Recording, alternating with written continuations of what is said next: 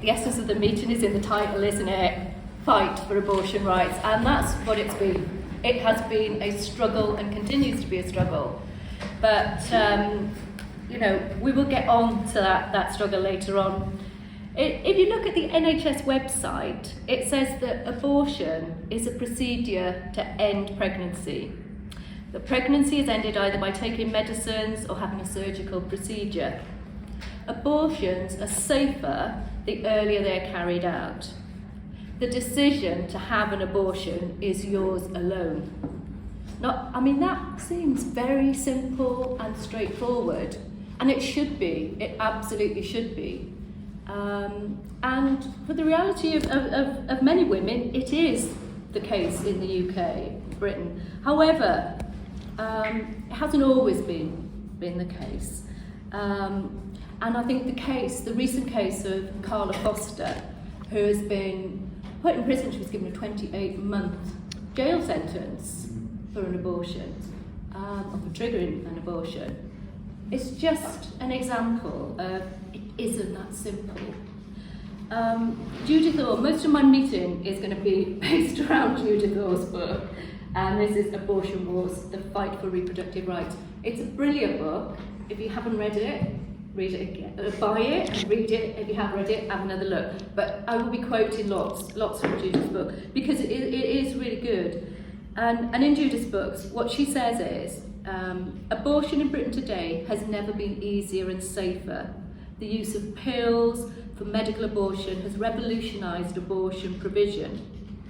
But the archaic laws and the ideology still restrict women's ability to access the full benefit of those medical advances.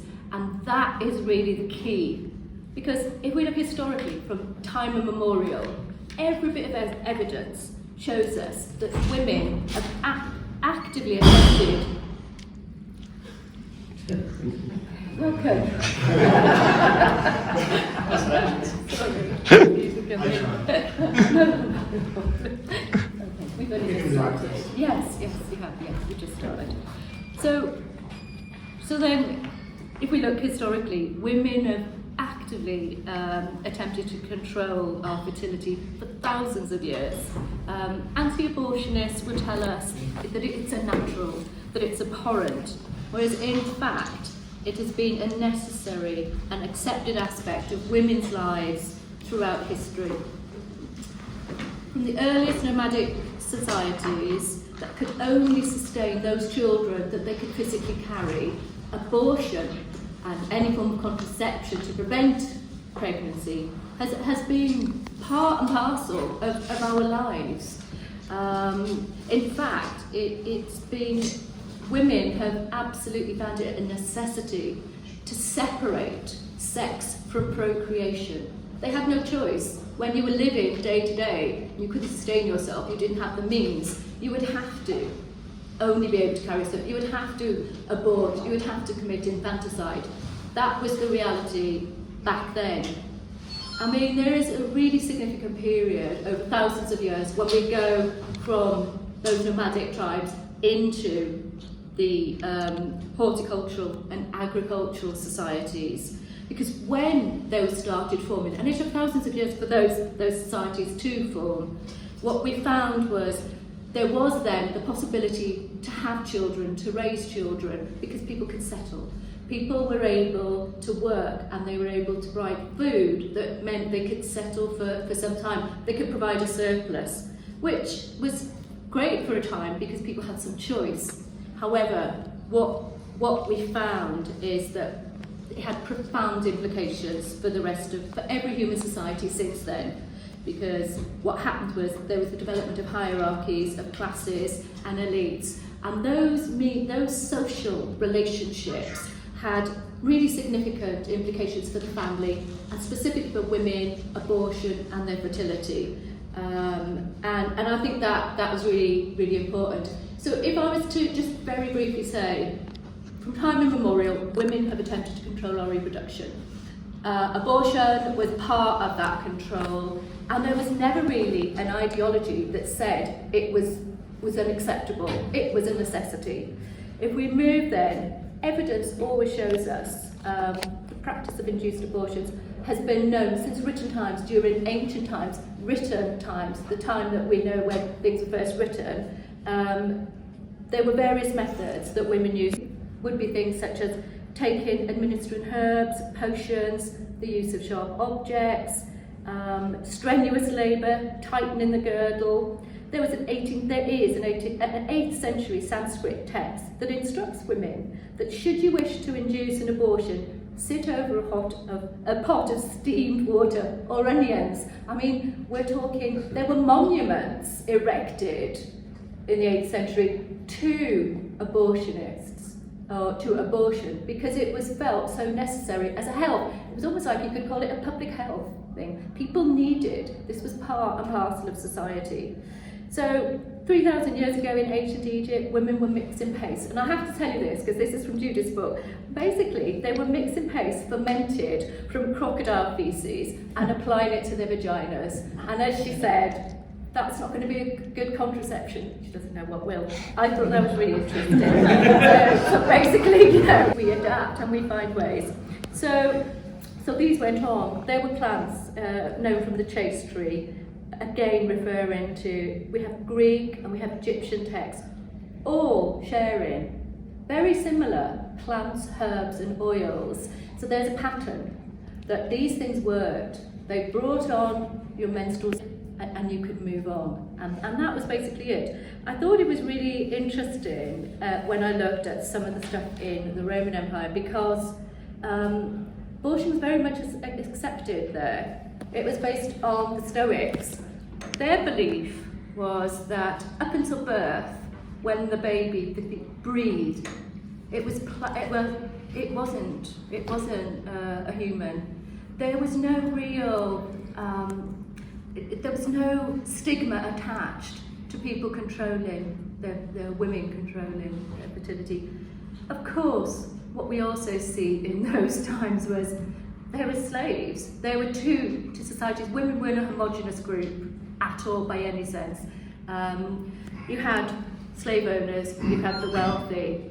They had the means, they had access to whatever medicine was there, they had access to servants who could look after all the needs and wants of their child, wet nurses, the lot. And they had a very different experience to the majority of women. So theirs was very different. There was a class system going on here. One of the things that I think was very striking, and is true of other historic times, is slaves were actually encouraged to have children, and we can talk about the West Atlantic slave trade, that's a whole other meeting. Were encouraged to have children because they became the property of the slave owners, and they created, were just part of that property. I don't know how women manage that, having to have their children and have them removed again, but we see that later on, don't we, in history. There's a whole other Catholic Church thing that went on that we know about, and sort of reflections on that is important too. I'm going to speed a little bit over because of the time, but what was really important was throughout those times, as I say, the patterns were there, the herbs, the ways in which abortion was induced, and the ideas around it were all very, very similar. So it shows very clearly abortion was a fact of life and was acceptable.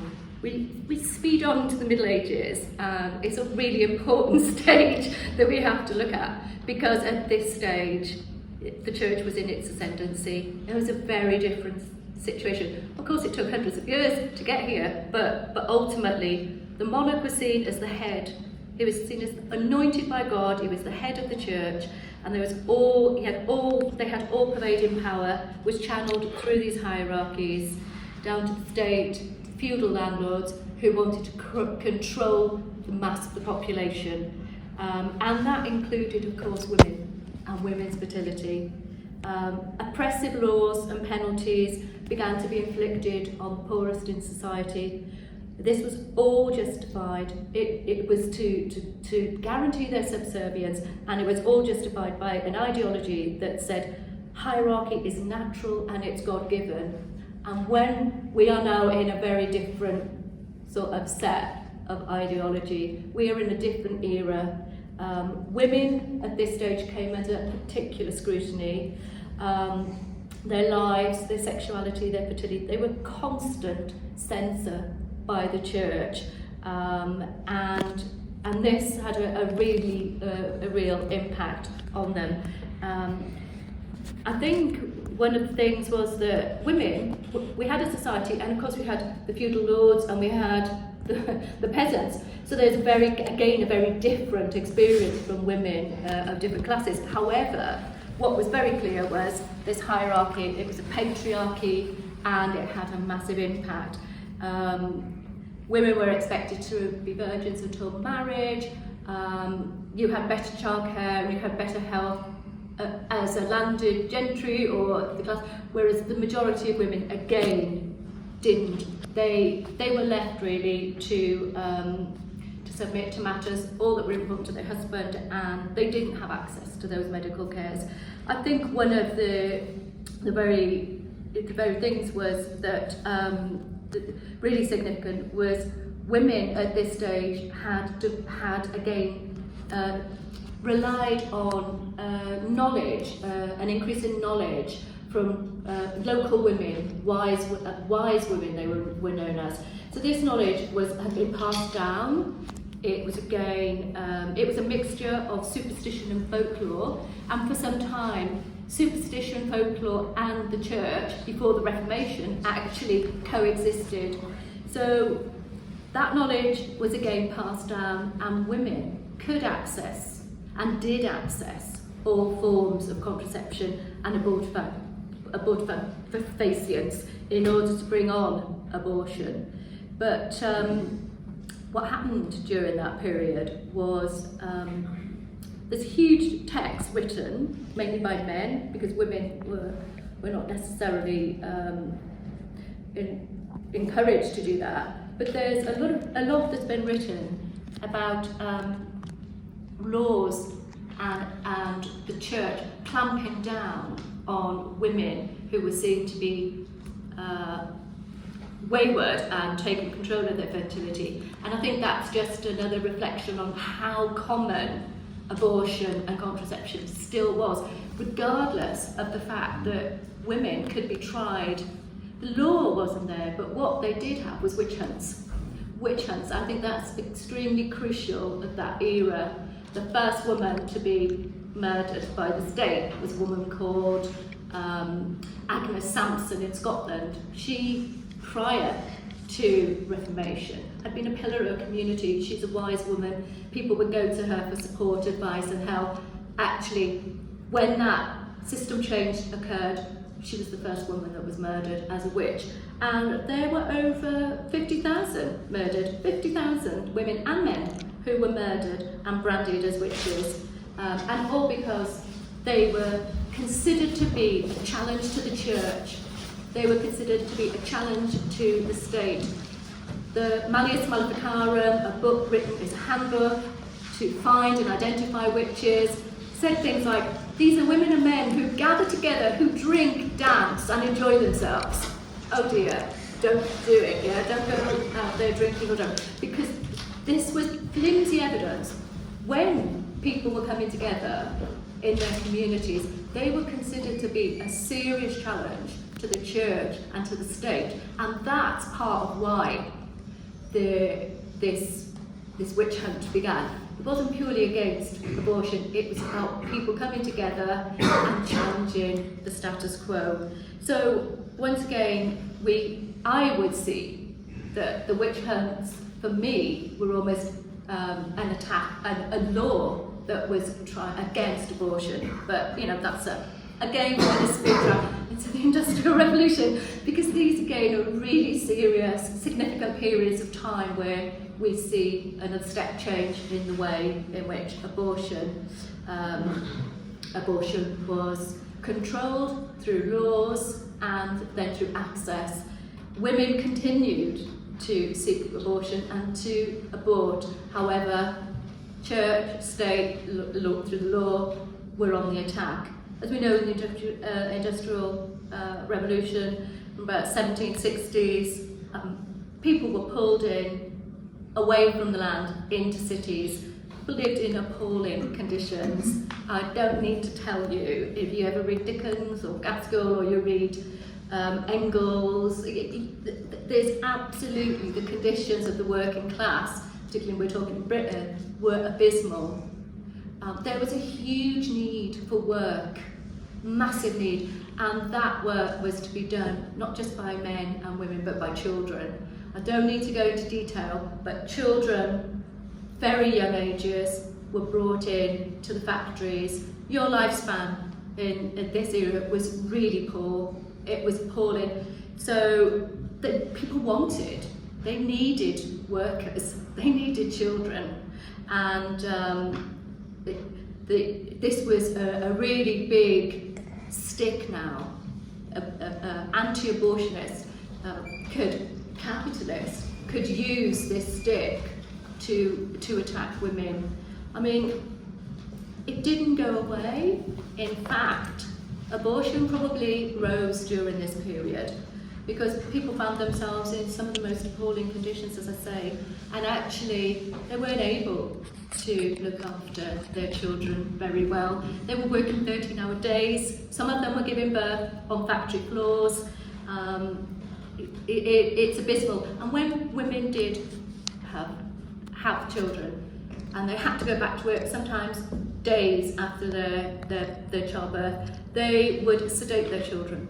They would use things to sedate, they would leave their children with things. So this is not a great way, a choice that we have. However, women continued to do whatever they could to be able to control their reproduction. I think that it was an everyday reality for women who constantly tried to avoid constant child rearing and situations that forced them into infanticide. There's lots of writings whereby fetuses have been found under floorboards, hidden in walls, chimneys, all sorts of places, because this was a reality again of people's lives. The law, there was a law introduced at this time, and women were really worried because they could face prosecution. There was a law in 1624 to 1803 that said if a woman who was unmarried was found with a dead child, could be hung, she would be done for infanticide. So it's no wonder women in these awful conditions, and that was if your child died, and likely to die because of the appalling conditions, they could still be punished with the death penalty. So again, the circumstances.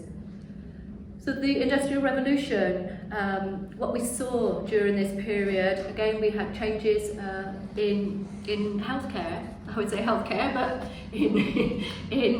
we moved on from a midwife's kitchen to new pills, potions, poisons, chemicals. All of these things were readily available to women, and women used them. They had to use them, and there were huge infant mortality and huge deaths during birth and prior to then. So it was by no means a pretty picture for the majority of women. The first law that was specific and named abortion was 1803. It's referred to as the Ellenborough Act after the Lord Chief Justice who created it, and it was called a Malicious Shootings and Stabbing Act. So basically, abortion, if you harmed your child, infanticide, whatever it was, would come under that law. But then the next real step change was in 1861, and it was the Offences Against the Person Act, and that's the law that's still on statute, and that's the law that Carla Foster was imprisoned under, because that's still in existence, and that has exemptions to the 1967 Act, the Abortion Act, that made abortion legal, but actually it didn't decriminalise it. So we can go a bit more detail on that in a moment.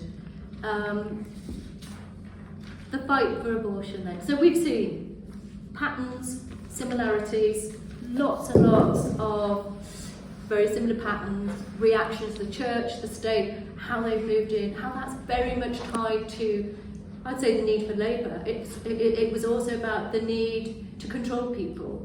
So these things were occurring throughout history, but it didn't mean that women didn't fight back, because women always fought back. Just by the act of controlling their fertility was the fight back when there was no law. Just the act of abortion was very much a fight back. But I think the biggest fight back that we really saw was I'm going to refer to my notes for this one, was in April 1968. Because in 1967, when the Abortion Act was made, women for the first time realised that they could actually access safe, free abortions. It was a health matter. They could do this. And this was revolutionary. It was absolutely revolutionary for women. And what it did was it drove women to demand it as a healthcare, to be out and proud and say, we don't have to hide, we don't have to have the stigma, we no longer have to die through backstreet abortions. This is legal and this is a choice that we should have. So this was a really important step. It's not without its challenges, because as I said earlier, there's a law, but actually the law doesn't go far enough. It didn't always decriminalise, and access was hugely important. It's very uneven. It's almost like a postcode lottery in some areas. I remember in the late 70s there was a hospital at Birmingham. The consultant there, the number of abortions were really minimal. Women would have to go elsewhere to get an abortion. And when the work was done and the investigations found that the lead gynecological consultant was basically a Catholic, and he was refusing. He was refusing to do abortions. And you have to remember that the people, the doctors, the medics, the students who were coming through him were also being trained in this culture. So access is not even, and I think that that's something that we're still fighting for, because even now there's still a postcode lottery. I know we look at Poland. I don't want to talk about the things that are going on in Poland, the horrendous situations that we've had. We've had the situation in Northern Ireland and in Ireland before the law change occurred, where again the exception was if the fetus life was more important than the mother, and where women have died. We know women have died. We know that's now changed, which is another achievement, but it doesn't mean that access is going to be the same, and it doesn't mean things can't change. When the Abortion Act first came into being, there was a Tory MP called James White who initially supported it, and then he said, I don't like this. Women, there seem to be a lot of abortions, and he didn't like it. So he took umbrage with it and decided to work with the pro-life lobbyists, and they began to try and change and put more limitations on that legislation. But what happened was that was in the 70s, and what happened was lots of women, there were huge numbers of women in work at this time, joining trade unions. Women had gone through the women's movement. They'd been highly politicised at this stage. So what he found was a women's movement and trade unions, and also some parts of the Labour Party actually, forced to listen to women. And there was a really huge lobby in support of abortion law and against pro-life. That called on the TUC. The TUC were forced, but they held a massive demonstration, and I think the combining of women's movements, of trade unionists, totally key, because we all know that this is a working class, this is an issue for all women. This is an issue that was brought together, and actually through those demonstrations they maintained that law. that allowed free access to abortion, free safe access to abortion. They also then put pressure on the narrative that the pro-lifers were putting out there, all the stigma. They raised it as a health issue, as a public health issue, as an equalities issue. These are the political things that women and trade unions were bringing and putting out there, and they challenged, just very much as we have to challenge the racist ideology, we have to change the sexist ideology. There are parallels with all of these things. So ultimately, this was a very, very important key thing to how we challenge and resist attacks. We've seen in the States, so with Trump, one of the worst things, I think, for every woman who knows about Roe versus Wade, who I grew up, absolutely never questioning. I had complete access to abortion, to contraception, as I wished. That is really important because you have in your mind that you have control. You have control to a degree. It's very, very important. It's important on how you manage your life and your relationships. It cannot be underestimated. So it's absolutely important. Roe versus Wade in America. Women in America. It was legal. I'm not saying that access was brilliant, but it was legal. Then with the overturn of Roe versus Wade, oh my gosh, 26 states banning abortion. The searches on Google was viral. I mean, this is having an enormous, very real psychological, very real economic and practical physical impact on millions of women across the state. It did not go without resistance. I mean, we were out in Piccadilly Square, we were out there, absolutely, and we will be out again. And I think that the resistance that we need has to reflect a movement that was there during the 70s that has managed in the UK so far to continue to be the dominant ideology that says abortion should be free, safe and legal. Of course, we have the Carla Foster case, 44-year-old mother of 3, one of her children with disability. Carla Foster, during COVID, the pandemic, women could get pills without having to go face-to-face because they couldn't go to clinics. They could have them prescribed and they could have them sent to them, the pills, to induce an abortion. Carla Foster did that. She was in a horrendous state. She was in a very difficult state. Let's not talk about the stigma on women because I'll get too angry. But basically, that woman eventually came to make her decision. She did not and could not go through with that pregnancy. So she induced a termination or an abortion. Stoke, not very far away, in May this year. She went in front of the judge and the judge felt it was okay to give her a 28-month custodial sentence. So what happens? I mean, that alone, most women in prison, most women in prison she's in there for something far less than most people are in prison for. What we're finding is a woman has been sent to prison. She's been separated from her children. We talk about sanctity of life and childhood. There's quite a lot of hypocrisy that goes on here. We know trauma that will be in for those children.